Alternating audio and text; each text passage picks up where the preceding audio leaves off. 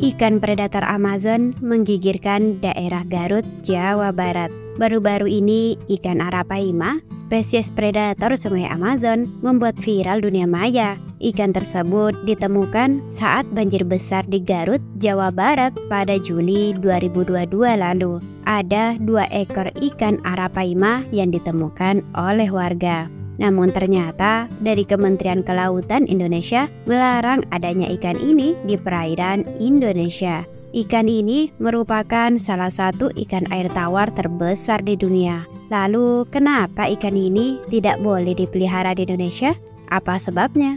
Tak hanya di dunia tumbuhan saja yang ada beberapa tumbuhan yang dilarang untuk tumbuh di Indonesia, tapi di dunia hewan pun juga ada. Larangan ikan arapaima tidak boleh dibudidayakan di Indonesia telah ditegaskan dalam Peraturan Menteri Kelautan dan Perikanan. Peraturan tersebut menegaskan bahwa pemerintah melarang pemasukan, pembudidayaan, peredaran, dan pengeluaran jenis ikan yang membahayakan atau merugikan ke dalam dan dari wilayah pengolahan perikanan negara Indonesia.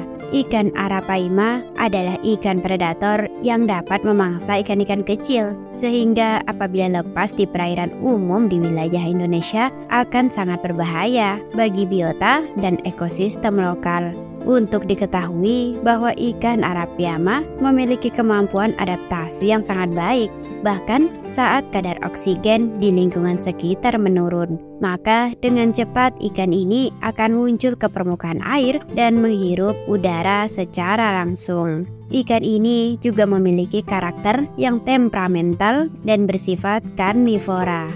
Ternyata mengerikan juga ya. Lalu kenapa disebut ikan raksasa? Ikan arapaima yang mendapatkan nobat sebagai salah satu ikan air tawar terbesar di dunia ini beratnya bisa mencapai ratusan kilogram. Berasal dari aliran lembah sungai Amazon meliputi Bolivia, Brazil, Kolombia, Guyana, dan Peru. Dikutip dari AZ Animals menyebutkan jika ikan ini bisa tumbuh mencapai panjang 3 meter.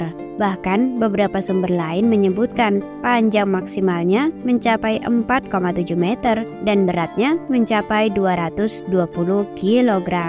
Arapaima memiliki kepala berwarna hijau seperti tembaga dan tubuhnya agak gelap. Ekornya ditutupi sisik merah. Itulah sebabnya ikan ini disebut juga dengan pirarucu atau ikan merah di Brazil.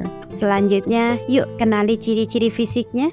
Ikan arapaima memiliki tubuh yang lebar dan ramping seperti torpedo dengan kepala meruncing. Sisiknya tampak berwarna keabu-abuan dengan bintik kemerahan hingga hijau kehitaman. Sirip di punggungnya membentang hingga di dekat ekor.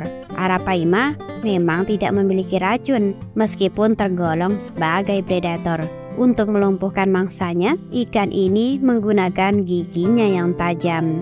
Ikan ini biasanya bertahan hidup dengan memangsa ikan-ikan yang lebih kecil darinya. Selain itu, ikan ini juga memakan buah-buahan, biji-bijian, dan serangga. Ia pun biasanya menggunakan semburan kecepatan pendek dan melompat dari permukaan air untuk menangkap burung dan kadal. Dengan ukuran tubuh yang sangat besar, ikan arapaima membutuhkan banyak makanan. National Geographic Indonesia menyatakan jika ikan ini memangsa dengan cara membuka lebar mulutnya untuk menarik makanan di dekatnya. Ikan itu menyedot mangsa di dekat permukaan air. Mulutnya yang terbuka akan menciptakan ruang hampa dan secara otomatis menarik air dan juga makanan yang ada di sekitarnya. Inilah yang menjadikan ikan arapaima menjadi salah satu hewan dengan tingkat pertumbuhan tercepat. Wah, jadi penasaran dengan cara berkembang biaknya? Untuk siklus reproduksinya sangat tergantung kepada banjir musiman di sepanjang sungai Amazon. Saat sungai Amazon meluap, semua jenis ikan, termasuk ikan ini yang akan memasuki musim kawin, akan menyebar ke seluruh dataran banjir yang mengandung banyak tumbuhan yang membusuk. Kadar oksigen yang terlalu rendah dapat mendukung sebagian besar arapaima untuk berkembang biak. Selanjutnya, selama bulan-bulan pada saat ketinggian air sungai rendah, ikan-ikan Arapaima akan membangun sarang mereka di dasar berpasir tempat betina bertelur. Ikan jantan dewasa akan memainkan peran reproduksi yang tidak biasa dengan mengerami puluhan ribu telur di mulutnya. Telur-telur ikan ini akan dijaga secara agresif dan mereka akan memindahkannya jika perlu. Telur-telur ini akan mulai menetas saat naiknya permukaan air. Wah, unik juga ya ikannya.